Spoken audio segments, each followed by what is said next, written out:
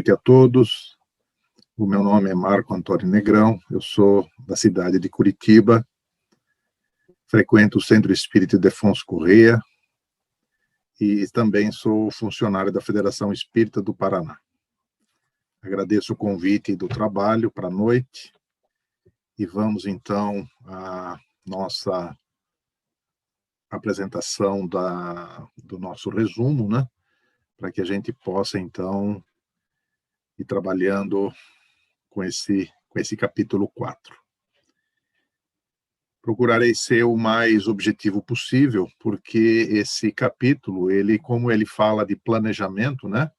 O capítulo 4 é específico, tem o título Estudo das Atividades, e no qual os irmãos Filomeno de Miranda, Spinelli e os outros 48 espíritos que estão nessa tarefa, eles então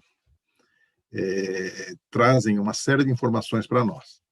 Para facilitar o nosso entendimento e para facilitar o nosso resumo, eu procurei agrupar o resumo do capítulo em 3 grandes blocos. Um primeiro bloco, onde se fala dos objetivos, o segundo bloco são os fatos que são colocados ali como informações, e informações gerais que os espíritos, que Manuel Filomeno de Miranda vai colocando dentro desse capítulo. Como eu dividi, então, como eu agrupei isso em 3 grandes blocos, evidentemente que as informações elas vão e voltam dentro das páginas do capítulo, né? Porque, evidentemente, como a gente fui agrupando aí nesses 3 itens, né? Então, fica... não é uma sequência lógica, como está na leitura do capítulo, tá bom? Então, tratando do primeiro bloco, que eu denominei os objetivos, né? Então, Manuel Filomeno de Miranda coloca que o objetivo do trabalho, eles estão já no local onde eles farão os trabalhos, né? Como eles colocaram, e ele vai dizendo ali, então, que o objetivo desse grupo era auxiliar a luta no processo evolutivo. Então, eles têm isso como um objetivo para todos, né, daquele grupo. Também conhecer os adversários da vida física, que no caso é o vírus, né, que foi colocado ali, inclusive com um bom destaque dentro desse capítulo. Eles inspirarão os indivíduos às condutas saudáveis de higiene, né, que eles vão falar ali em algum momento da higiene necessária, o álcool, a lavagem das mãos e todos os cuidados necessários para a proteção, né? A manutenção do comportamento moral e convivência doméstica através do desenvolvimento da solidariedade e respeito, né? Trabalharão também a cooperação e a vinculação com o mundo espiritual, nesse sentido em que eles colocam isso muito, e nós vamos verificar isso no capítulo 5, quando nós estudarmos o capítulo 5, nós vamos verificar ali que está havendo ali realmente esse intercâmbio e essa cooperação e essa vinculação.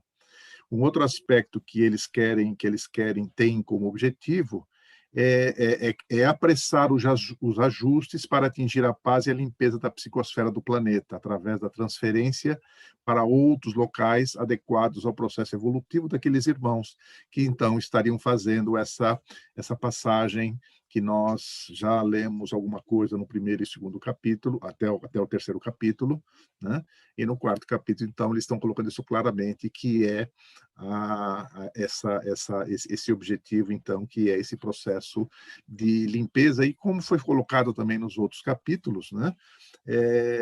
Se descreve a psicosfera extremamente pesada do planeta neste momento. E eu tirei ali as palavras do Spinelli, que está ali na página 55, no penúltimo parágrafo, que ele diz o seguinte: fazemos parte dos trabalhadores que estão preparando o futuro para a humanidade. Nós mesmos de retorno ao planeta querido, e por isso todo esforço e abnegação fazem-se necessários para instalar o reino de Deus na Terra em regeneração. Então, quando estava lendo, então, esse capítulo, ou esse parágrafo específico, né? Eu me reportei ao Evangelho segundo o Espiritismo, no seu capítulo 3, onde naquele capítulo que Há muitas moradas na casa de meu pai, nos itens 3 e 4, em que ali está sendo trabalhado o conceito dos mundos, né? E a gente vai percebendo, então, que esse processo todo, como é colocado no item 3 e 4, nos mundos inferiores, a existência é toda material, onde reinam soberanas as paixões, sendo quase nula a vida moral. Esse é um item, né? Nós já passamos por a nossa Terra, e os habitantes dessa Terra, do planeta, já passaram por essa realidade. À medida que esse se desenvolve, diminui a influência da matéria de tal maneira que, nos mundos mais adiantados, a vida é, por assim dizer, toda espiritual. Nos mundos intermediários, que é o nosso caso especificamente, misturam-se o bem e o mal, predominando um ou outro segundo o grau de adiantamento da maioria dos que os habitam. Então, nós vamos percebendo que nós vivenciamos essa realidade, estamos já nesse processo de transição, né, para um planeta de regeneração, mas que ainda imperam essas paixões e a valorização do mundo material, da matéria, né? Então, nós vamos percebendo essa realidade que é descrita ali, então, no capítulo 3, Há muitas moradas na casa de meu pai, né? O segundo bloco. No segundo bloco, ele vai trazer para a gente uma série de informações. A primeira delas, que a pandemia ceifará milhares de vidas, né? E ele abre aí nessa condição duas subposições, que uma delas alguns passarão por esse processo em função da mudança moral do ambiente do planeta, né? E outros para o exílio após uma convalescença, ou seja, alguns serão retirados desse ambiente e irão para um outro ambiente, né, adequado ao seu nível evolutivo, à sua condição evolutiva, né? Ele vai dizer também quais são os cuidados para nós nos protegermos desse vírus, né? E ele vai dizer nesse processo que esses cuidados gerarão anticorpos que nos protegerão contra esse vírus. E ele vai dizer que ali é o equilíbrio mental, né? A irrestrita confiança em Deus, a oração e a prática da caridade. Então, tendo esses quatro procedimentos, né? O equilíbrio mental, a confiança em Deus, a oração e a prática da caridade, nós estaríamos gerando anticorpos que irão nos proteger em relação a essa doença que está graçando pela humanidade. Mesmo assim, alguns serão atingidos, ele coloca isso, né? E isso em função das leis soberanas da vida, cada um com as suas provas e com as suas expiações, né? Vai colocar também mais um item, que nós estamos vivendo um momento de provação coletiva, em função das condições psíquicas do ambiente, né, do planeta e dos seus habitantes. Vai dizer também que desencarnados das regiões de dores e sombra estão, neste momento, se aproveitando para fazer suas cobranças, suas vinganças e suas perseguições. E eles também estão estimulando os crimes e as condutas perversas, né? Se nós prestarmos atenção no que anda acontecendo atualmente, né? Já de um ano, que quando nós começamos os primeiros momentos, que foi na metade de março do ano passado, quando nós começamos a ter essas dificuldades todas, todo mundo nas suas casas no primeiro momento, nós ouvimos muitas situações desagradáveis em função desse confinamento que muitas pessoas foram forçadas a ter. Então, realmente, isso condiz com essa observação que Manuel Filomeno de Miranda coloca nesse capítulo 4. Ele vai ressaltar também, né, a luta entre o bem e o mal, né, o certo e o errado atendendo aos interesses, né, a revolta contra as diretrizes das autoridades, As autoridades inseguras, porque, na verdade, a gente percebe pelo andamento e pelos procedimentos que estão acontecendo, que realmente ninguém sabe muito bem o que fazer, né? Está todo mundo inseguro em relação à tomada de decisões, né? E ele ressalta também a propaganda e estatísticas tendenciosas que levam à desinformação, mas porque eles estão atendendo aos interesses escusos que cada um desses grupos tem em relação a esse problema que nós estamos vivendo. Mas ele ressalta também que, após a tempestade, teremos um novo normal com comportamento diferente, né? Isso é uma coisa também bastante interessante nesses fatos, nessas informações que ele vai nos trazendo. Que encontrarão quadros obsessivos, sutis e graves, né? E o trabalho desse grupo seria, então, acalmar compasses e inspiração para evitar pensamentos destrutivos e pensamentos violentos, né? Que serão atraídos pelos estudos evangélicos, onde haverá condição da criação de vibrações salutares. Nesse capítulo também é introduzida a médium Amália, né, desencarnada pela tuberculose nos anos 50, com menos de 50 anos de idade, que trabalhou ao lado de Áurea Celeste, né, e encerra aquela reunião que eles estão acontecendo ali, que está acontecendo ali no plano espiritual, dentro daquela entidade espírita que eles estão albergados para fazer o trabalho, e ela então encerra o seu trabalho cantando Ave Maria de Gounod. E quando então, pesquisando essa informação, porque é dado que essa senhora trabalhou ao lado de Áurea Celeste, eu fui buscar quem foi essa senhora Áurea Celeste. Então, eu vou trazer para vocês aqui algumas informações muito, muito breves a respeito da biografia dessa senhora. Ela nasceu em Natal, no Rio Grande do Norte, em janeiro de 1874, e desencarna no Rio de Janeiro em 24 de outubro de 1944, aos 70 anos de idade. Ela era uma professora protestante, e em 1898 ela tem os primeiros sinais de mediunidade e começa a frequentar a FEB, né, lá no seu início, e ela tem contato, ela viveu na mesma época e teve contato com o Bezerra de Menezes, que na época era o seu presidente.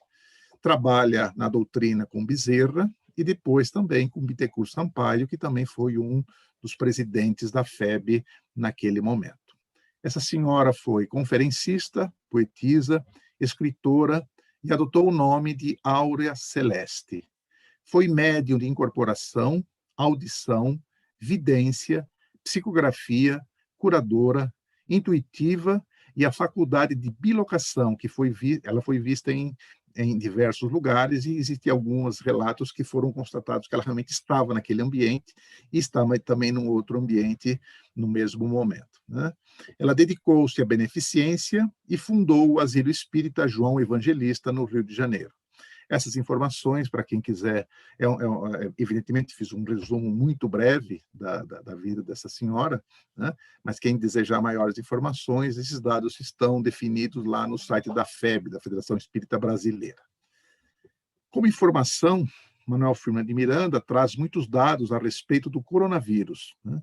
A necessidade de higienização, formas de contágio, as mutações do vírus, e muitos outros dados que nós já conhecemos pela divulgação dos jornais e pelas autoridades sanitárias, que eu não vou ficar aqui, como nós temos um tempo bastante limitado, eu não vou aqui me alongar nessas informações, porque são informações que todos nós já as temos, que estão circulando aí pelos jornais e pelos sites das nossas autoridades sanitárias.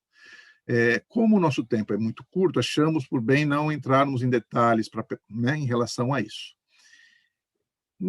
Nessa pesquisa que eu estive fazendo também, em relação a essa realidade que nós estamos falando e desses fatos foram colocados, eu também fui pesquisar lá no capítulo 18 da Gênese, são chegados os tempos, né? E logo no primeiro capítulo, nós vamos ter ali sinais dos tempos. E Kardec começa perguntando o que significam essas palavras, né? Sinais dos tempos. E ele vai discorrendo dizendo que, para os incrédulos, não significa absolutamente nada. para a maioria dos crédulos, alguma coisa mística e sobrenatural, mas dando a ideia da subversão das leis da natureza.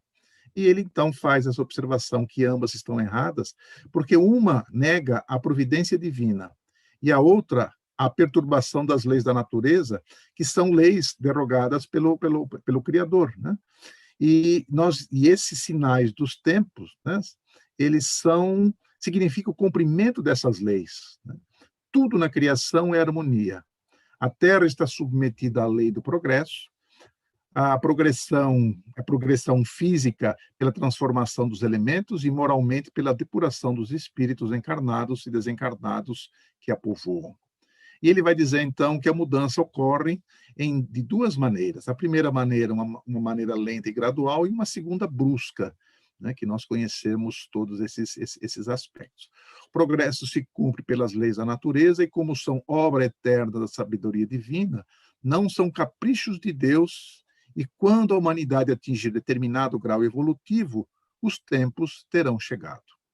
A humanidade tem realizado progresso do ponto de vista das ciências e do bem-estar material, porém muito longe ainda do progresso moral, o de fazer que entre si reine a caridade, a fraternidade, a solidariedade, que assegure o bem-estar moral de todos nós. Uma nova ordem de coisas tende a estabelecer-se, o velho mundo ficará na história. A humanidade é um ser coletivo nas mesmas resoluções que os seres individuais, né? Então, nós vamos percebendo que nós temos as realidades individuais e que interfere nesse coletivo. Interessante porque numa das primeiras observações que a Sueli fez neste nosso trabalho, ela destacou uma coisa muito interessante, que esse livro ele traz uma série de informações que vêm confirmar as informações que nós temos recebido. No caso, ela comentou conosco, né, dos livros de André Luiz, onde nós temos ali a confirmação de uma série de esse livro, né, uma série de realidades daquilo que André Luiz coloca, ou seja, essa coerência da informação circulando em diversos livros da nossa doutrina que nos trazem esse conhecimento. Então, é interessante quando nós lemos, pelo menos na leitura desse 4º capítulo, e para quem já conseguiu ir até o final do livro, vamos percebendo realmente que existe essa coerência entre as informações que foram trazidas pelo livro, né, no rumo do mundo de regeneração, e as informações que estão contidas nos livros da codificação. Basicamente, era isso que eu tinha de apresentar para vocês, né, nesse nosso resumo de pouco mais de 20 minutos, talvez um pouquinho menos, na preocupação de cumprir o tempo, para a gente não extrapolar, termos tempo de ouvir a Sueli fazer as suas observações e depois, então, as perguntas que serão dirigidas pelos companheiros que estão acompanhando o trabalho. Agradeço a oportunidade e obrigado pela atenção. Obrigada, Marco. Agora a gente, então, passa a palavra para a Sueli fazer os seus comentários antes que os demais possam fazê-lo. Su? Então, tá. Então, boa noite a todos, que as bênçãos de Jesus nos envolvam nesse instante. Ouvindo o Marco Negrão falar, nós ficamos também, assim, muito pensativos, porque sempre que a gente vê um texto desse, lê, participa, nós ficamos a pensar muito, para, vamos dizer, entre aspas, digerir todas as informações, entender tudo isso que a doutrina espírita nos proporciona, e cada vez mais ampliando, aprofundando, e isso nos pede e requer de cada um de nós intenso cuidado, intenso estudo, para que nós possamos ir absorvendo esses ensinamentos. Um dos pontos principais que ele ressaltou, o nosso Marco, é que nós vemos uma continuidade dos assuntos, uma condição cada vez mais ampla e mais profunda, porque uma obra complementa a outra, acrescenta, traz uma visão nova, amplia. A Joana de Ângeles, ela diz que a doutrina espírita nos proporciona novas construções mentais.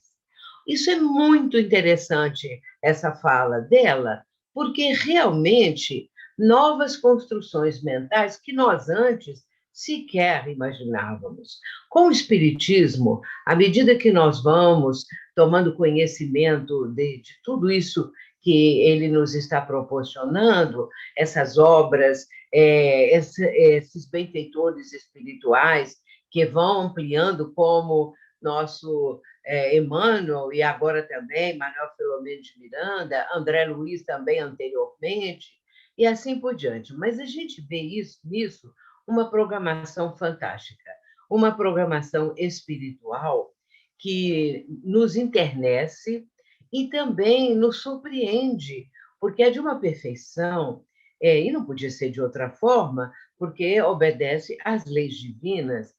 Essa programação está íncita na lei divina. E, com isso, é resultante do progresso, do processo evolutivo da humanidade, dos orbes, não é? Dos mundos, e assim sucessivamente.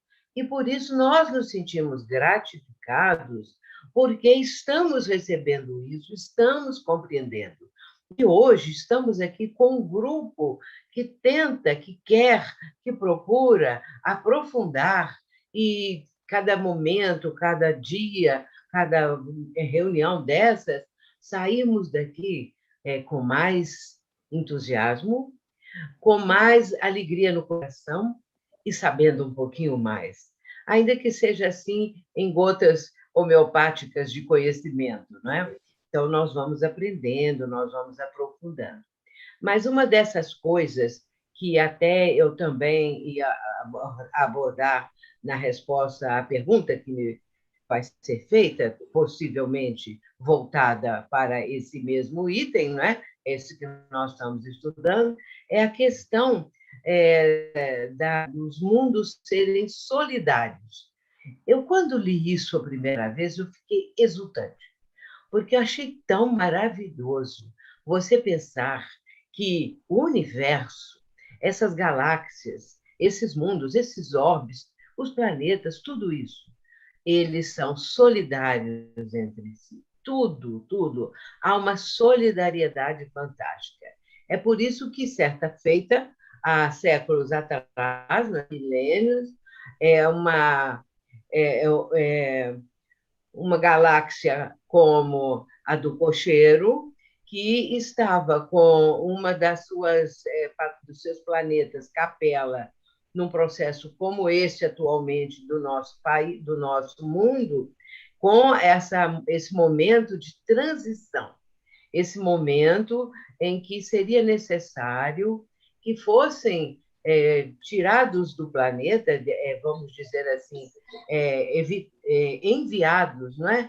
Espíritos que estavam prejudicando esse processo de evolução, de progresso, esse processo de regeneração daquele mundo.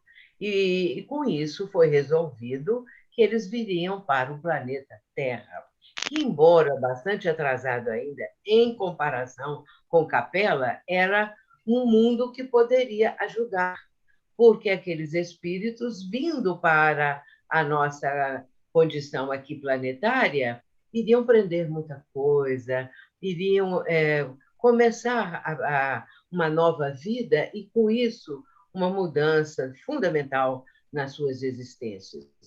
Por isso, fica conosco, nesse primeiro momento, essa ideia de que os planetas, os mundos, as galáxias, tudo o que existe está submetido à lei de solidariedade.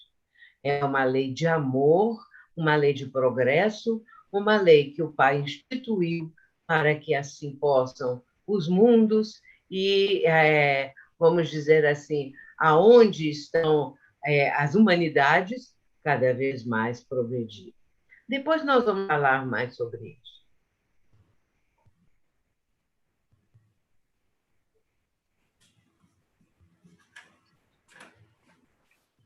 Muito bem. Sóstenes ou Vânia, que estão com o microfone aberto, podem falar. Pela ordem, Sóstenes e depois a Vânia. Então, tá bom, meus amigos. Boa noite a todos. eu ouvindo aqui nossos companheiros Marco e Sueli, sabe, uma coisa que me chamou muita atenção nesse capítulo, né, está lá na página 53, quando, né, nos é dito quem são os comparsas do vírus. E aí nós vamos ver que existem duas formas de vivenciar essa pandemia. O primeiro comparsa do vírus identificado são os comportamentos externos. Né? Está lá dito mais ou menos assim, seus grandes comparsas são pânico, a irreverência de não se acreditar na sua letalidade, questões imunológicas, outras doenças, fala-se da diabetes, derrames, enfim, problemas orgânicos. Mas o que nós vislumbramos aqui é que isso está de acordo com o contexto em que a gente está vivendo.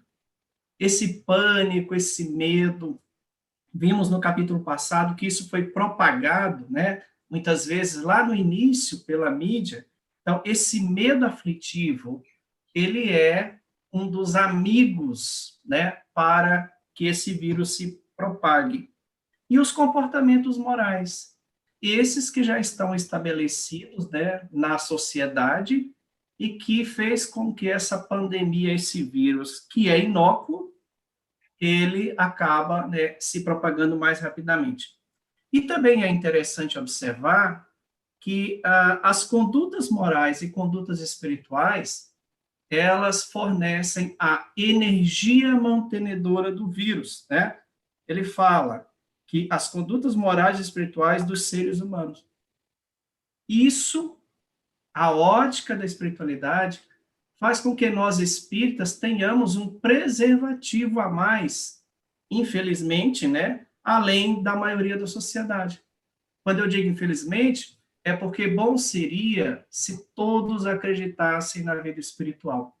Então, daí a responsabilidade de onde estivermos, elevar exatamente o entendimento dos comportamentos externos, da obediência às instituições, às recomendações técnicas, mas, acima de tudo, a prática, né, do bom comportamento moral. Achei isso interessante porque isso é um diferencial para nós que somos espíritas nesse momento, poder passarmos, né, e poder, sim, fazermos o que está ao nosso alcance para que a gente possa aliviar esse momento tão difícil pelo que passamos. Era isso. Obrigada, Sóstenes. Vânia? É que eu tenho essa mania de ser professora, e como de fato sou, e nós estamos vivendo em plena pandemia, não é? Eu acho que por todo o Brasil, colegas de Brasília estavam falando que estão em lockdown, nossa cidade também está com lotação em todas as UTIs, faltando UTIs, eu acho que o Brasil de Minas também, o Brasil inteiro está vivendo essa tristeza muito grande, né? Então, eu gostaria só de reforçar o ensinamento que, na verdade, esse ensinamento é de um virologista desencarnado, que é o doutor Eudalbo, né? É o virologista do Rio de Janeiro, que já tem essa experiência. Então, ele vem nos informar, e isso é ele que está falando. Não é o fulano, não é o Beltrano, é o espírito virologista da equipe de espíritos de Manuel Filomeno de Miranda, de Spinelli, de Francisco de Assis e tudo mais. Então, ele vai falar que o vírus é de fácil contágio direto, através das vias oral, nasal e ocular, né? Então, tem muita coisa aí que dizem que não é e tal. A gente viveu um período muito apavorante no início, de lavar tudo que vinha de mercado, sabe, um pavor mesmo, gerou pavor nas pessoas, né? Então, se contamina diretamente pelas vias orais, nasal, ocular do futuro paciente, né? Pode ser evitado a contaminação porque nós estamos aqui em quase 500 pessoas que vão repassar para minimamente outras 500, né? Pode ser evitar através das mãos que recebem as partículas, mas que, lavando-as muito bem, com água e sabão, complementando a higiene com álcool em gel, consegue-se matá-lo, né? Matar o vírus com água e sabão. Temos que acostumar a lavar as mãos quando chegarmos em casa ou quando estivermos aqui com outras pessoas. Mantermos a distância em relação aos enfermos, né? Isto em relação a todos, e que nós já estamos mantendo, né? Pelo fato de se levar os dedos e as mãos aos olhos, nariz e a boca, às vezes a gente não percebe. Ele passa para outro organismo e se adentra na corrente sanguínea. Por isso que tem tantos casos, gente, milhões no mundo, né? No Brasil e no mundo. Então, o vírusinho vai buscar a célula e ele vai morar lá, vai se alojar lá, principalmente no pulmão, né? Onde ele vai prosseguir a multiplicação incessante. Por isso que leva à morte. Não é fácil, não. E outra coisa, um dado aqui interessantíssimo, que o virologista nos traz, é que ele pode ficar incubado até 15 dias. Já pensou? Então, ele fica incubado 15 dias, a pessoa já tem, não sabe, vai fazer o PCR, não dá. Então, os cuidados são tão simples, né, gente, para a gente manter. Então, o melhor período para o seu tratamento é quando surgem os primeiros sinais do contágio. Então, também que fiquemos com isso gravado na mente, né? Quando aparecer os primeiros sinais, a gente tem já que correr aí para começar o tratamento, não esperar, né?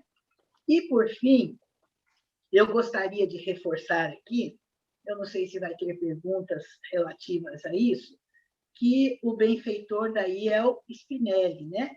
Que vai falar que estão abrindo os portões das regiões espirituais de sombra e dor. Tem até uma pergunta que eu vi, aonde ficam essas regiões, depois a gente esclarece, onde grandes sofrimentos lapidam, né? Vamos dizer assim, ficar mais fácil, o umbral onde André Luiz ficou lá quase 9 anos, né? Então, o sofrimento o lapidou. E onde grandes sofrimentos lapidam os espíritos, só que não lapidaram esses espíritos, porque Spinelli vai dizer que os espíritos desvairados que estão voltando à Terra, saídos de lá, né, se entregam a vinganças infundadas e perseguições dilaceradoras, estimulando crimes e condutas perversas. Então, isso é muito importante. A nossa conduta, né? O Sóstenes reforçou, a Sueli reforçou, o Marco também, mas que a gente tenha em mente que nós estamos sendo observados pelos espíritos, né? Há uma nuvem de testemunhas, como diz Paulo de Tarso, sempre à nossa volta. E eles são espíritos, se não tem nada contra nós, eles são vingadores da nossa felicidade, da nossa vida, porque eles saíram dessas regiões de sombra e se entregam a vinganças infundadas, né? Então, tomemos cuidado todos nós que estamos nesta aula de hoje, né? Aí temos também as perseguições dilaceradoras que estão estimulando os crimes e condutas perversas. Quanta coisa a gente está vendo hoje, quanta coisa, meu Deus. E também as obsessões, né, que não puderam ser realizadas antes, agora se utilizam dessa desorganização que o mundo está para que seja piorada a situação psíquica dos seres humanos e prossigam sobre suas injunções penosas. Para eles está uma festa, tudo isso aqui. Está todo mundo vivendo um período em que nós nunca vivemos, todo mundo com medo, né? que a gente possa morrer, como se a gente não pudesse, mas ninguém quer, né? Temos que nos cuidar realmente. E então era isso que eu queria dizer, viu, Gisele? Só para reforçar esse estudo que nós estamos fazendo do livro. Valeu, obrigada. Obrigada. Enio, a palavra está contigo. Uma boa noite a todos. A doutrina espírita, esta doutrina que nós abraçamos, sempre nos convida à lógica e à razão. E a mim chamou também a atenção as palavras deste experiente virologista, o Dr. Eudalbo, quando ele também, exemplo do que a Vânia trouxe, né? Ele vai falando aqui que o melhor período para o seu tratamento é quando surgem os primeiros sintomas do contágio. Logo mais abaixo, como já foi citado, ele fala dos grandes comparsas, o pânico, a irreverência de não acreditar na sua letalidade, questões imunológicas, outras doenças, como diabetes, como derrames cerebrais. Então, nós vamos percebendo que são questões que nos desestabilizam, que nos desestruturam. A mim parece que, às vezes, nós lemos os conceitos das obras espíritas, destes espíritos nobres, e achamos eles muito interessantes para os outros, ou para a literatura. Mas a obra que nós estamos estudando, ela é um convite, ao mesmo tempo uma advertência, ela nos está chamando. Porque quando um virologista como o Dr. Eudalbo, ele vem e fala essas questões, ele não apenas está falando da sua experiência quando esteve na Terra, como nós estamos agora, mas também das intrincadas questões agora, como um espírito fora do corpo, analisando esse processo muito amplo. Logo mais adiante, ele vai falar da energia mantenedora das condutas morais, claro, que também. Mas a mim o que mais chamou atenção nesse capítulo é o segundo parágrafo da página 54, onde ele vai dizer assim: o equilíbrio mental, a irrestrita confiança em Deus, a oração ungida de amor, os esforços de caridade dão origem, observemos aqui, dão origem a anticorpos que impedem a fácil contaminação.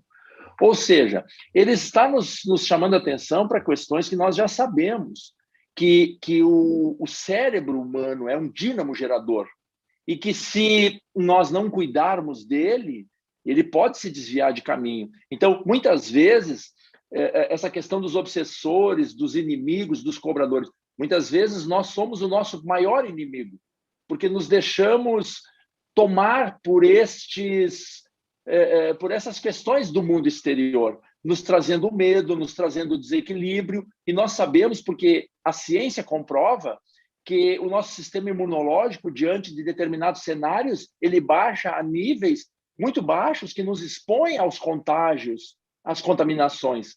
Então, eu creio que as informações desses espíritos notáveis que nos vêm trazer são, em verdade, uma verdadeira ferramenta, uma poderosa ferramenta, que nós precisamos falar menos e agir mais no nosso próprio benefício, tomando posse desse conhecimento e utilizando ele no minuto seguinte, através da oração, através da visualização, como ele fala aqui, o equilíbrio mental. Nós precisamos buscar isso de alguma forma em nós. Então, nós trazemos em nós próprios, como afirmou Jesus, o remédio. Então, é isso que a mim chamou a atenção. Eu tentei voltar, mas não sei aonde botar. Obrigada, Enio.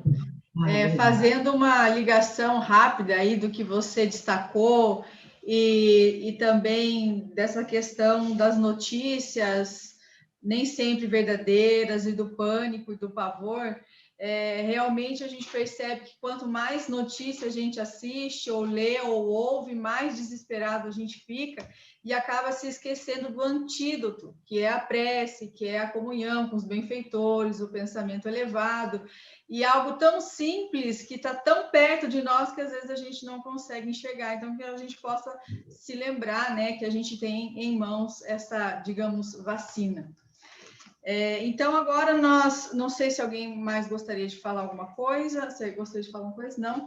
Nós vamos passar para as perguntas. A primeira que vai responder, então, é a nossa querida Sueli. A pergunta é referente à página 51, no último parágrafo. Mais cruel do que uma guerra, a pandemia em tela ceifará centenas de milhares de vidas, algumas em razão do natural processo de mudança moral do planeta para mundo de regeneração, e outras que deverão partir para o exílio após o período de convalescença nas respectivas comunidades às quais se vinculam. E uma outra pergunta que se concatena com esta, que dá continuidade a esta, é: com a pandemia tivemos acirradas as obsessões e influenciações maléficas. O processo de regeneração implica também na mudança para outras regiões dos espíritos que habitam nossa psicosfera. A mudança moral, então, se dá no planeta físico e também em toda a região energética, fluídica que nos rodeia? Sua palavra está contigo. Pois não. Interessante também, a primeira e a segunda é a mesma coisa, a gente entende mais ou menos o sentido das duas, né? Mas o que a pessoa está perguntando aqui é se essa mudança moral que se dá no planeta físico e também em toda a região energética fluídica que nos rodeia, como é que ficaria isso, né? Nós tínhamos falado, logo naquele primeiro momento dos nossos comentários, a respeito dos mundos, porque esse é um tema recorrente que eu tenho sempre agora apresentado, devido a ter assim uma sensação de uma profundidade, de um amor que a gente começa a vislumbrar. Esse amor divino, quando você entende que os mundos são solidários, que as pessoas são solidárias, você, de repente, você tem uma noção de amor universal que é belíssima. Mas eu quero trazer aqui também, para ter uma ideia de como funciona isso, um trecho que está em A Gênese, no capítulo 18, quando diz o seguinte, no item 8, para que nós possamos saber como existe uma reação, como as coisas funcionam. De sorte que as nebulosas reagem sobre as nebulosas. Os sistemas reagem sobre os sistemas, como os planetas reagem sobre os planetas, como os elementos de cada planeta reagem uns sobre os outros, e assim sucessivamente até ao átomo. Daí, em cada mundo, revoluções locais ou gerais que só não parecem perturbações porque a brevidade da vida não permite se lhes percebam mais do que os efeitos parciais. Portanto, no mesmo sistema planetário, todos os corpos que o constituem reagem uns sobre os outros. Nós vamos começar a entender o planeta, a nossa vida, a nossa humanidade. E em ponto pequeno, em ponto individual, pessoal, de repente nós vamos entender que um reage sobre o outro, uma pessoa sobre a outra, vamos dizer, uma atitude sobre a outra, e nós sabemos disso, porque à medida que nós vamos realizando determinadas ações, elas vão influenciar as pessoas de uma forma ou de outra, dependendo também daquilo que nós estamos colocando e daquilo que a pessoa está absorvendo. Por isso, é muito importante essa pergunta para entender que essa condição desses espíritos que vão para o exílio não é, logicamente, um umbral, porque eles vieram de lá. Eu vou contar uma coisa para vocês. No ano de 1952, 54, no Centro Espírita Ivon Costa, do qual eu participava, um dos fundadores era uma pessoa muito benquista, muito querida, que era o seu Exaltino da Silveira Filho. O seu Exaltino era amigo íntimo do Chico Xavier. Então, ele ia lá 2, 3 vezes por ano, ele ia, ainda era em Pedro Leopoldo, ele ia lá para ter contato com o Chico, porque o Chico só mudou para Uberaba em 59. Então, essa data aí de 52, 54, o Chico ainda estava em Pedro Leopoldo. E o seu Exaltino, quando ele voltava da visita que fizera ao Chico, todos nós logo corríamos para perto dele, e eu, na época, muito jovenzinha, adolescente também, mas sempre interessada nisso tudo, era uma das que corriam, meu pai, minha mãe e tal, e íamos ouvir o relato do seu Exaltino. E, naquele ano, o seu Exaltino disse assim: o Chico Xavier informou, por uma informação de Emmanuel, o Emmanuel é que informou, que falou com o Chico, e Chico estava passando para nós, que agora eles estavam abrindo as portas do umbral para que espíritos que estão lá detidos há séculos e séculos possam ir saindo aos poucos, porque eles vão reencarnar. E eles necessitam ter essa última oportunidade para corrigir, para melhorar, para acertar os ponteiros, né, os pontos de situações passadas e crimes e tudo mais. Eles vão ter essa última oportunidade. Nós nunca esquecemos isso, meu pai, minha mãe, nós conversávamos. É claro que o que ele falou naquele instante repercutiu muito, porque nunca havíamos imaginado isso. Nunca, por exemplo, imaginei que tinha portão no umbral, portão vibratório, no caso, né? A contenção vibratória. Eles estavam lá e não podiam sair. Muito bem. A partir daí, se nós olharmos a época atual, nós vamos verificar que os portões foram abertos e saíram, né? Multidões. Hoje, com diferentes idades, diferentes situações, mas trazendo ainda, infelizmente, grande parte deles aquelas mesmas idiosincrasias do passado, aqueles mesmos hábitos perversos, vingativos, tudo isso que hoje a gente vê. Muitos deles vieram de lá, aliás, podemos dizer todos, não é? Pelo que Chico mencionou, os portões foram abertos para que saíssem aqueles todos que lá estavam. Imaginemos essa malta, né? Essa condição desses espíritos. E agora nós estamos vivendo essa grande transição.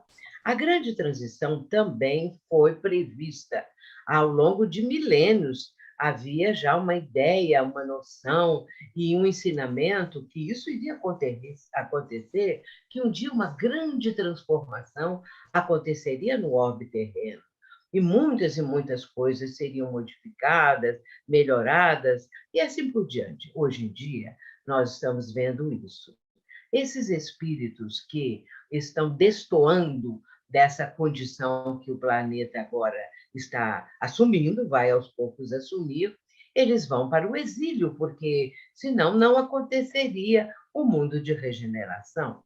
E temos que entender que o mundo de regeneração é um mundo de patamar vibratório superior. Se esses nossos irmãos permanecessem, estariam também ainda perturbando, prejudicando. Porém, quando houver esse exílio, não é, que já deve estar acontecendo, eles vão sendo, então, levados para esses mundos solidários, porque é isso que eu falei no início, lembrando dessa solidariedade entre os mundos. E o nosso planeta Terra está recebendo a solidariedade do planeta, da constelação que vem de Alcíone, não é? Aliás, das Pleiades, melhor dizendo. E um dos mundos é Alcíone, cujos espíritos já estão encarnando aqui no planeta. A gente não vai falar reencarnando, porque é a primeira vez que eles vêm, não devem nada, estão vindo por amor, por sacrifício, não é? Eles vêm para ajudar a nossa humanidade, para que nós possamos dar um salto de qualidade, vamos dizer, um salto quântico, como gosta de dizer Divaldo, não é? Então, nós vamos dar uma melhorada, mas para isso é preciso que todas essas situações sejam conjuntas, a fim de que esse conjunto vibratório possa, então, ter um novo mundo realmente regenerado e que nós, no meu caso, que estamos indo para o lado de lá, não é? Que um dia a gente possa voltar e já encontrar as coisas muito melhores. Eu sempre digo assim, hoje em dia, os jovens, os que estão jovens hoje, é que vão cuidar disso. Quando nós voltarmos, já vamos encontrar um mundo bem melhor. E aí a gente pode também contribuir, porque o trabalhador, como diz André Luiz, quando o trabalhador está pronto, o serviço aparece, né? E aí nós vamos continuar trabalhando. Então, eu quero dizer nessas perguntas, não é? Exatamente respondendo a essa condição vibratória, fluídica do planeta, das pessoas, das condições, e esses nossos irmãos exilados, assim como os exilados de Capela, serão aqueles exilados do orbe terreno, que vão para mundos inferiores. Agora, esses mundos não são pertinho, não, são longínquos, assim como Capela, muito longe do planeta Terra. E nós estamos também recebendo espíritos que vêm de Alcione, que é de uma distância, uma coisa assim fantástica. Então, meus irmãos, que nós possamos manter essa noção de solidariedade entre todos nós e também para que possamos contribuir para um planeta de regeneração. Obrigada, Sueli. Enio, você quer fazer algum comentário? Eu queria enriquecer um pouco essa questão, porque em meados de 2019, acompanhando o roteiro pela Europa, nós tivemos a ocasião de participar de uma atividade de intercâmbio mediúnico na cidade de Viena, com os nossos queridos irmãos Josef e Rejane. E, ao final da reunião, a benfeitora Joana de Ângeles, fazendo uso da palavra através do abnegado médium Divaldo Pereira Franco, veio então dizer que o tênue véu que ainda separava o mundo físico do mundo extrafísico, naqueles períodos estava sendo retirado, e que irmãos nossos que estavam enclausurados no além, pelas escolhas, pelo fato de se comprazerem no mal, em lesar, estavam sendo trazidos em grande quantidade para a reencarnação. Daí nós entendermos determinadas atitudes de determinados irmãos nossos enfermos da alma, que ainda se comprazem nessas escolhas equivocadas da manutenção do mal. E também ensejando a todos nós, nos parece, uma vigilância muito grande, porque precisamos ter a consciência de que isso acontece. Como a nossa querida Sueli acabou de dizer, desses nossos irmãos vindos de Alcione, para alavancar esse processo, esse progresso, também aqueles outros que ainda estagiam na tentativa de deter a marcha do progresso, comprazendo-se do mal, ensejam grande cuidado, grande vigilância de nós outros que estamos despertando para as questões do espírito. Deveremos ter o cuidado, ter a vigilância de que essa interação ela está se dando de uma forma tão intensa, muito intensa, porque não se pode mais falar lá e aqui, e sim o todo convivendo diuturnamente. Era isso. Perfeito. Agora a pergunta vai para o Marco Negrão. No segundo parágrafo da página 52, temos o seguinte, abre aspas. Os vírus são um dos capítulos mais complexos entre os organismos que existem na Terra. A sua formação é muito simples na sua estrutura e posteriormente descobriu-se que podem ser manipulados em laboratórios, apresentando mutações que geram dificuldades imensas para que sejam fabricadas as vacinas que os podem dizimar. Como podemos refletir mais sobre esse aspecto?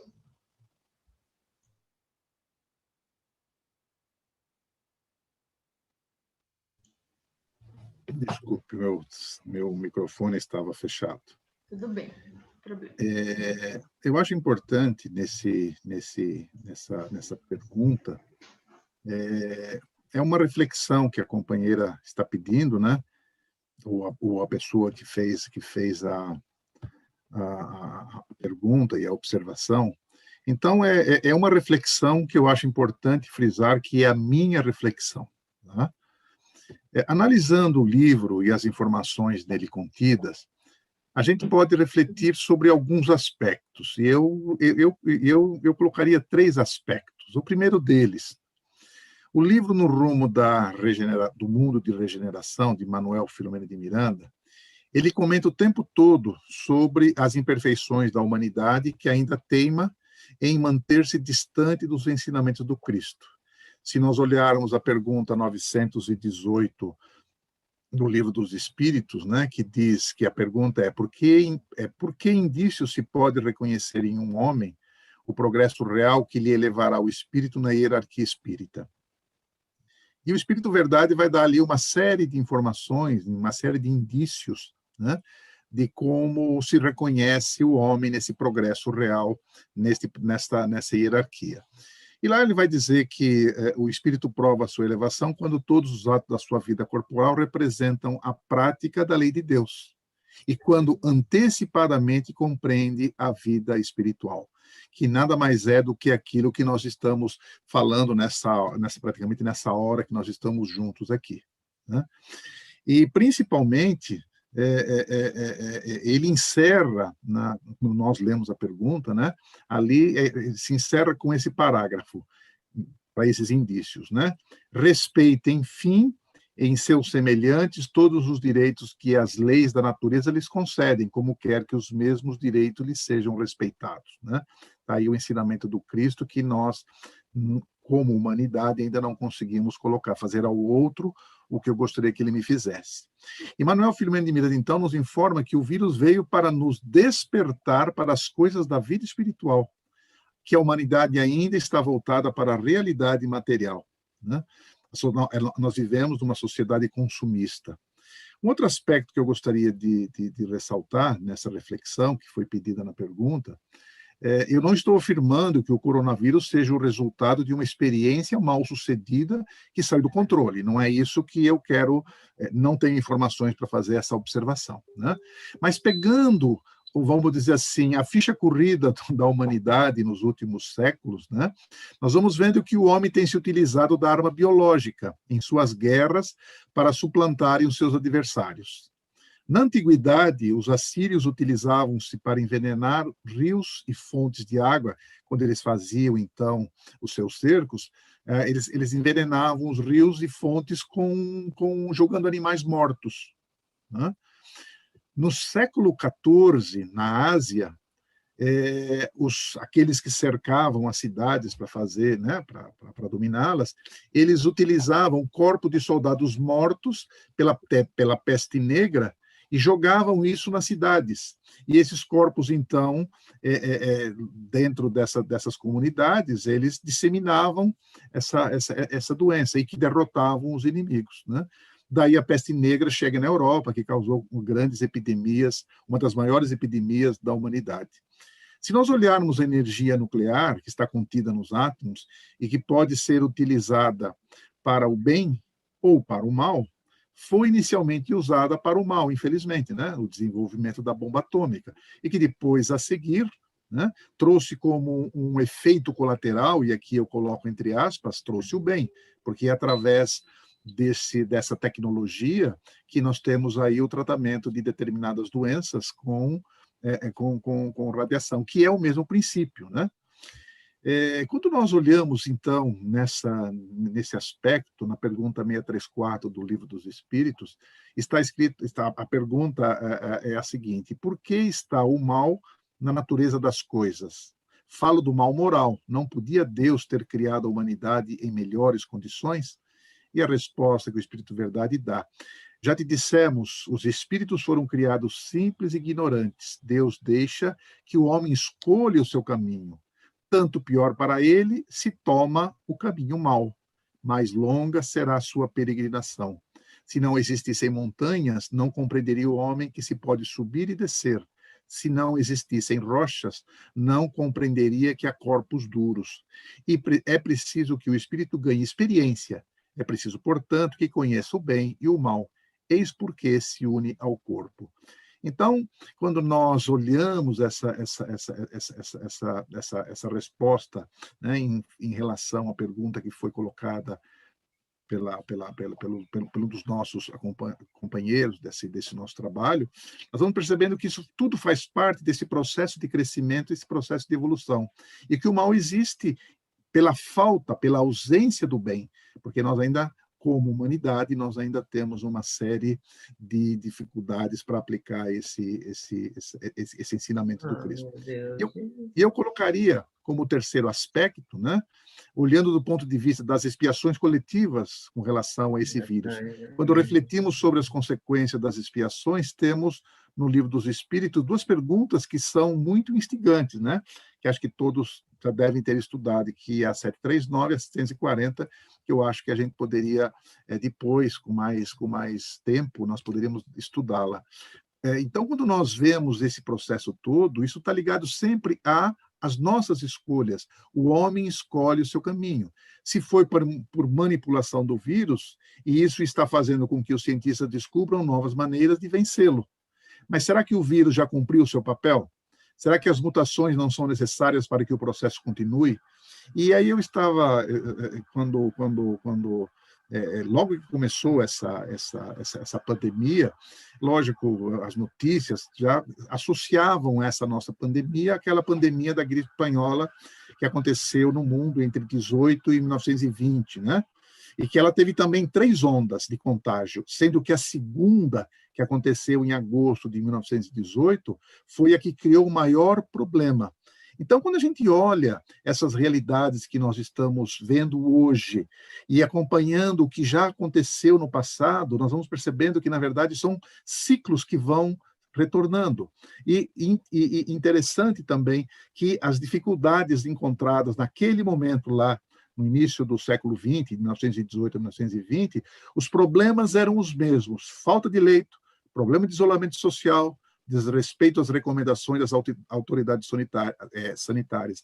Então, nós vamos percebendo que tudo aquilo que aconteceu lá está acontecendo aqui novamente, e nós ainda continuamos não aprendendo as lições. Então, eu acho que, pelo que eu pude entender da pergunta, eu acho que seriam essas 3, vamos dizer assim, devem existir mais, evidentemente, mas nessa rápida análise, eu colocaria esses 3 aspectos como uma reflexão a respeito do vírus. Obrigada, Negrão. Agora a pergunta seguinte vai para o Sóstenes. Doutor Eudalbo fala que já não mais respirarão a atmosfera da Mãe Terra que envenenaram com seu comportamento extravagante e rebelde. Poderia explicar melhor com exemplos que comportamentos são esses nos dias de hoje? Vamos lá, então, colegas. Primeiro, nós vamos nos servir aqui do capítulo 18 da Gênese. São chegados os tempos, né, aonde Allan Kardec nos traz 2 tópicos importantíssimos. Aliás, esse capítulo 18, que a Sueli já falou nele, o Marcos já falou também, ele remete muito a este capítulo que nós estamos estudando, né? Ali nós temos 2 tópicos: sinais dos tempos e a geração nova. E Allan Kardec vai nos trazer também observações de 2 espíritos eminentes na sua, né, reflexão, que é o Arago e o Dr. Berry. Vamos lá. Então, primeiro, o espírito Arago, ele diz o seguinte, que moralmente a humanidade progride pelo desenvolvimento. Então, ele estabelece 3 condições que a humanidade vai progredir, que é desenvolvimento da inteligência, desenvolvimento do senso moral e do abrandamento dos costumes. São 3 premissas para que os espíritos que possam transitar no mundo, né, de regeneração tenham. Então, essas três condições, elas são premissas norteadores da existência de quem deseja estar no mundo de transição para a regeneração. Também nos fala o seguinte, que o progresso intelectual do nosso planeta, ele avançou, mas falta fazer o imenso progresso moral. Essa palavra imensa, ela já reflete o nosso estado, ou seja, nós temos muito mais espíritos atrasados moralmente hoje, portanto, com poucas condições de permanecer na Terra, né, no mundo de transição, do que aqueles que já estão com a conduta moral elevada, digamos assim. E aí a gente chama, né, aquela reflexão do Cristo, que aqueles que herdarão a terra serão bem-aventurados, os mansos e pacíficos, né? Aqueles, todos dentro das suas colocações, são os que aqui permanecerão. Então, a gente começa a ensaiar qual é a característica do comportamento necessário para permanecer aqui e não emigrar, né? Não, entre aspas, ser expulso da escola terra do momento. E ainda vai dizer o Espírito o seguinte, que além de desenvolver a inteligência, necessita levar o sentimento. Destruir tudo o que superexcite o orgulho e o egoísmo. Vamos, então, fazendo aí, né, as características daqueles que permanecerão. Portanto, nós temos o quê nesse momento? Diretrizes existenciais, né, para aqueles que cumprem as leis morais. Se não conseguirmos, né, diminuir o egoísmo, o orgulho, os instintos, nós não transitaremos neste momento, né? Nós não estaremos imersos nessa transição para o mundo de regeneração. Seguindo mais adiante, Allan Kardec, lá no item 27, ele fala sobre a geração nova, que é a geração que estará assimilando, vivenciando, né, que estará presente no mundo feliz, no mundo regenerado. E ali ele fala o seguinte, quando chegado o tempo, grande emigração de espíritos acontecerá. Para quem? Aí ele define, os que praticam o mal, ainda não tocados pelo sentimento do bem. Então, são esses aqueles que emigrarão. Ele define, né, está lá na codificação definida, a resposta para essa questão. Quais são os comportamentos? Aqueles que praticam o mal e ainda não são tocados pelo sentimento. E ele conclui dizendo o seguinte, meus irmãos, irão espiar o endurecimento de seus corações. Aonde? Em mundos inferiores à Terra, e em mundos com raças terrestres ainda mais atrasadas. A transição entre a era de agora e a nova era, ela não se dará de repente. Nós não temos condições de dizer, olha, daqui a 50 anos, nós já teremos uma nova geração. Não. Nesse momento, o mundo está feito, está habitado por espíritos muito atrasados, por aqueles que saíram das regiões umbralinas após a abertura dos portões fluídicos, por espíritos que encarnaram por primeiro aqui na Terra, que estão ajudando, inclusive, o desenvolvimento, por que não, dos medicamentos, das vacinas. E aqueles que estão já há algum tempo, mas já estão mudando o seu comportamento. Por fim, Kardec revela o seguinte, quais são os espíritos atrasados? Né? Aí nós chegamos ao cerne da questão. Quais são as características, né, os comportamentos, como pergunta, no dia de hoje, que irá referenciar esse tipo de espíritos? Aí eu vou ler, né? Está lá no capítulo 18, no item 28. Kardec diz o seguinte, o que, ao contrário, distingue os espíritos atrasados, portanto, aqueles que praticam esse comportamento passível de sofrer emigração, em primeiro lugar, olha que interessante, a revolta contra Deus. Aqui eu vou dar uma pausa. O que é que nós estamos vendo hoje em relação ao cristianismo? Quantos espíritos estão fazendo peças teatrais, músicas, editando arquivos, né? Quantas pessoas estão condenando Jesus, estão, digamos assim, publicando imagens não condizentes com a evolução espiritual do Cristo? É um ataque ao cristianismo. Certamente essas pessoas, elas não acreditam em Deus. Também não acreditam em Deus aqueles que estão surrupiando os recursos públicos, aqueles que estão corrompendo, aqueles que não estão buscando a fraternidade, não estão aplicando nesse momento, né, a solidariedade. E aí ele continua, Allan Kardec, né? Em primeiro lugar, a revolta contra Deus, pelos se negarem a reconhecer qualquer poder superior aos poderes humanos. Em seguida, a propensão Só para pedir para você dar uma apurada aí, que senão a gente não consegue fazer as outras perguntas. Tá, já estou concluindo, né? Em seguida, a propensão instintiva para as paixões degradantes, para os sentimentos antifraternos de egoísmo, de orgulho, de inveja, de ciúme. Enfim, tudo que leva ao comportamento materializado. Então, a resposta, ela está, né, relacionada com os espíritos atrasados. E, por fim, se nós quisermos uma resposta mais objetiva, podemos ir lá na obra e o Espírito Filomeno de Miranda nos diz que são aqueles promotores de estatísticas incorretas, falsas informações, sementeira do pânico e desvio de recursos financeiros. Então, são esses os comportamentos, né, inclusive citados na obra, que leva a esses espíritos não terem mais o direito de permanecer aqui. Era isso. Obrigada. A seguinte pergunta para o Laudelino.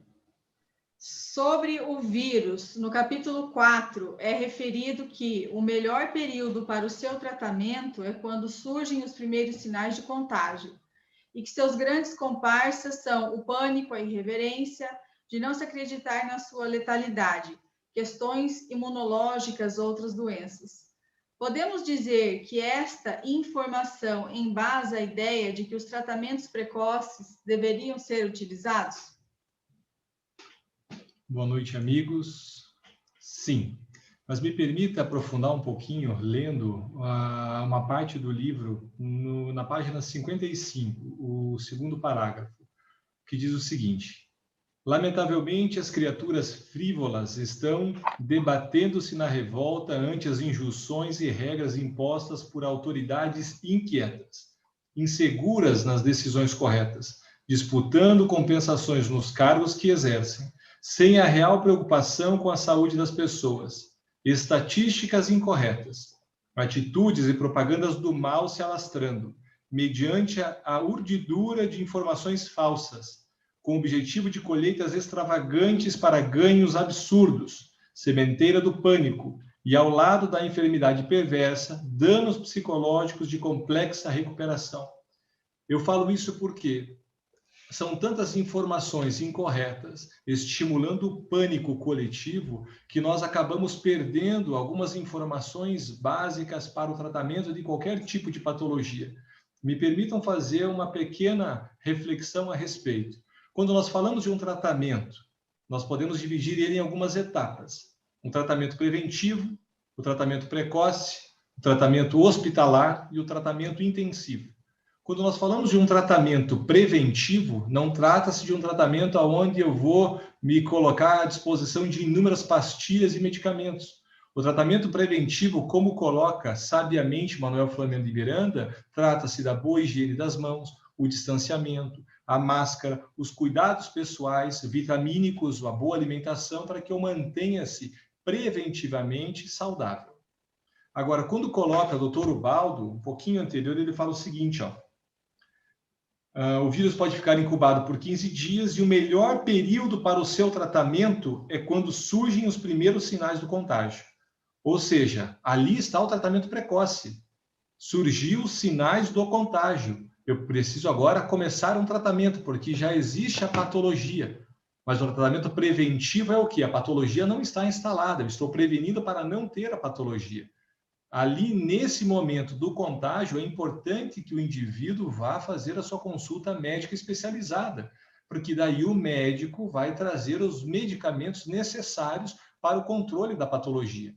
E medicamentos que são tão debatidos, às vezes, exatamente por as questões políticas e por informações falsas que acaba atormentando a população.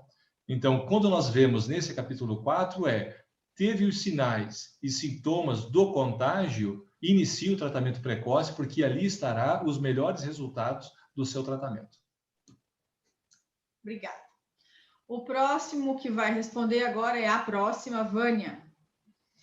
Na página 55, terceiro parágrafo, quando diz: novos comportamentos serão necessários, inusitados instrumentos serão colocados a serviço da sociedade. Que seriam esses inusitados instrumentos? É interessante, porque quando eu li este parágrafo, eu também fiquei curiosa, e aí fomos buscar, né, os subsídios em obras. Vamos encontrar subsídios nas obras de André Luiz, quando ele fala a respeito da ciência no além, das ferramentas que se utilizam, dos recursos que se utilizam, mas que ainda não temos aqui na Terra, e também a exemplo dos equipamentos que instalam nas reuniões mediúnicas, principalmente de desobsessão, de que nos fala Manuel Filomeno de Miranda, mas que ainda não encontraram termos mais precisos para designar as coisas do mundo espiritual para o mundo corporal. Então, o nosso querido benfeitor Spinelli não colocou quais serão esses instrumentos. No entanto, pensamos que poderemos dizer que são as conquistas tecnológicas na área da medicina, implantes de determinadas células, são os estudos que estão sendo realizados com o sêmen para poder evitar outras doenças. Nós iremos contar, melhor dizendo, com a genética, a engenharia genética, para poder evitar determinados conflitos e sofrimentos para a criatura humana. Estamos vendo aí. A sociedade não terá as dores de hoje. Imaginamos que não terá. Acredito que seja isso que o benfeitor pretende dizer com esses instrumentos que estão sendo utilizados no mais além e que ainda não há sequer palavras para poder defini-los aqui na Terra. Também nós iremos encontrar subsídios no livro de Eurípides Kiel, Espiritismo e Genética, editado pela FEB, em mensagens também do espírito Viana de Carvalho, no livro Atualidade do Pensamento Espírita, e também do espírito Joana de Ângeles, no livro Dias Gloriosos. E quando isso se dará? Quando isso se dará? Quando que a engenharia genética estará disponível para ser instrumento que o benfeitor fala? Então, é importante o nosso estudo em grupo, porque o benfeitor vai dizer no mesmo parágrafo que novos comportamentos serão necessários. Já falamos muito aqui sobre isso hoje. Então, para que esse avanço se dê, nós teremos que mudar. Teremos que mudar para melhor o nosso comportamento. O nosso comportamento ético, o nosso comportamento moral. Porque a engenharia genética, meus irmãos, é uma coisa muito séria. Vamos ver nas obras que nós, então, indicamos aí. Muito sério. Temos que ter, assim, uma conduta moral, uma conduta ética exemplar para podermos estar sendo brindados com essa engenharia genética. Mas, para terminar, O parágrafo seguinte também é muito importante, porque o benfeitor vai dizer que fazemos parte dos trabalhadores que estão preparando o futuro para a humanidade. Nós mesmos de retorno ao planeta querido. E, por isso, todo esforço e abnegação fazem-se necessários para instalar o reino de Deus na Terra em regeneração. Esses espíritos de escola estão trabalhando para preparar o futuro da humanidade, futuro para a humanidade, inclusive porque eles mesmos estarão retornando, estarão reencarnando, espíritos nobres, né? Então, ele vai dizer que todo o esforço que eles irão fazer, a abnegação que terão de ter, são necessárias para instalar o reino de Deus na terra de regeneração. Seria isso, Gisele. Obrigada. E, por fim, então, a última, mas não menos importante pergunta para o nosso companheiro Vitor. Página 56, quarto parágrafo do livro, diz assim: certamente encontraremos problemática virótica em almas emaranhadas em processos obsessivos sutis ou graves, entre tormentos físicos e psíquicos lamentáveis. Isso significa que estamos numa obsessão coletiva e todos os contaminados se encontram em algum processo obsessivo?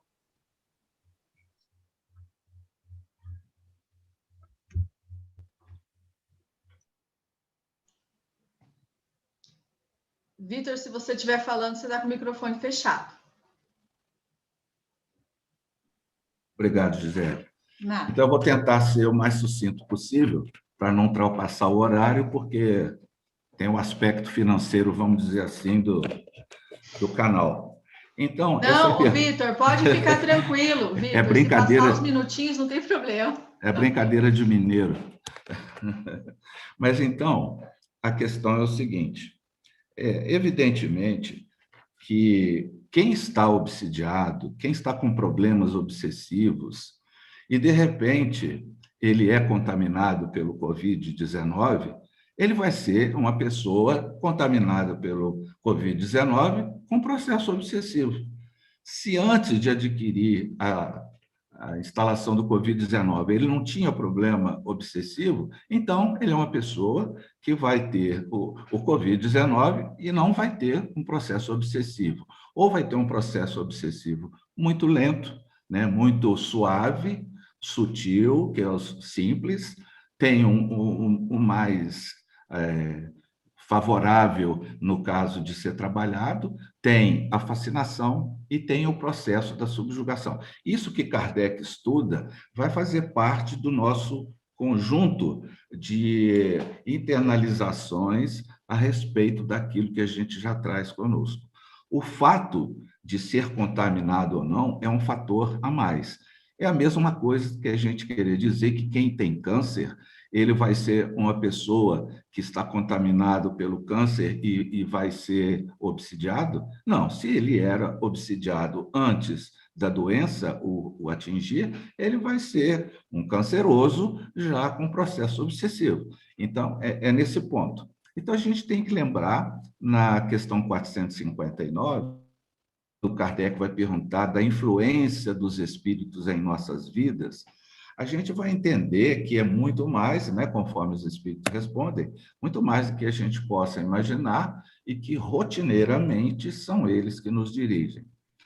O grande problema, quando a gente vai considerar processo obsessivo durante o processo da pandemia, é que, na pandemia, há uma densidade emocional muito grande, há uma queda de valores, vamos dizer assim, físicos, que a pessoa, e também de valores emocionais, porque a pessoa já sabe um pouco da periculosidade, né, se for no estágio mais final, porque a gente não pode esquecer do Covid, tem pessoas que são assintomáticas, né? Não tem, mas tem o vírus, mas são assintomáticas. Tem as outras pessoas que entram, faz um tratamento ambulatorial, tratamento de quarentena, tudo bem. Tem aqueles mais severos e tem aqueles que necessitam de internação e até de intubar, se for o caso. Então, o que a gente percebe? Que quando a pessoa vai para níveis maiores, a fragilidade emocional dessa pessoa vai diminuindo, assim, em termos de quê? De desespero, de medo, da finitude da vida física, ela vai...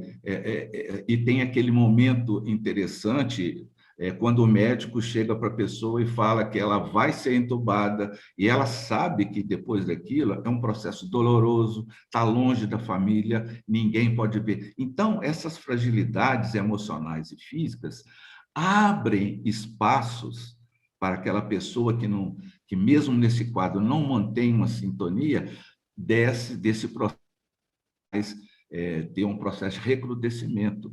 E aí eles aproveitam, sim. Os espíritos aproveitam, porque eles estão no processo que querem prejudicar aquele que já está às vascas da morte, vamos dizer assim. Então, essa carga emocional que atinge não só a pessoa que está infectada, mas também a família. A família não participa do processo, nem vê, vamos dizer, a inumação do corpo. Isso tudo traz uma sequela, vamos dizer, mental, espiritual, tanto para a família como para o companheiro que ainda está em processo de tentativa de melhorar, enorme. Então, realmente... não significa que quem está com obsessão e com Covid, se esses processos se imbricam, eles podem se imbricar, conforme a pergunta, né?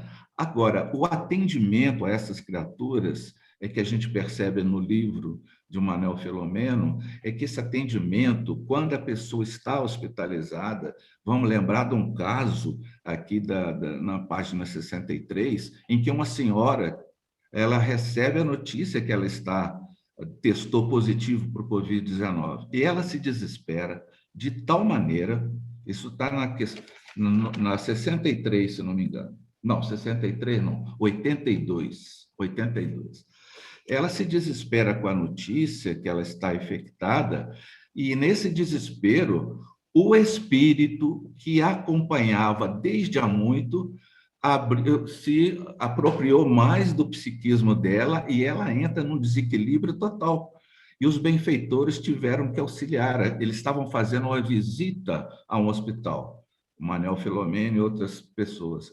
E vamos lembrar o caso também de Malvina.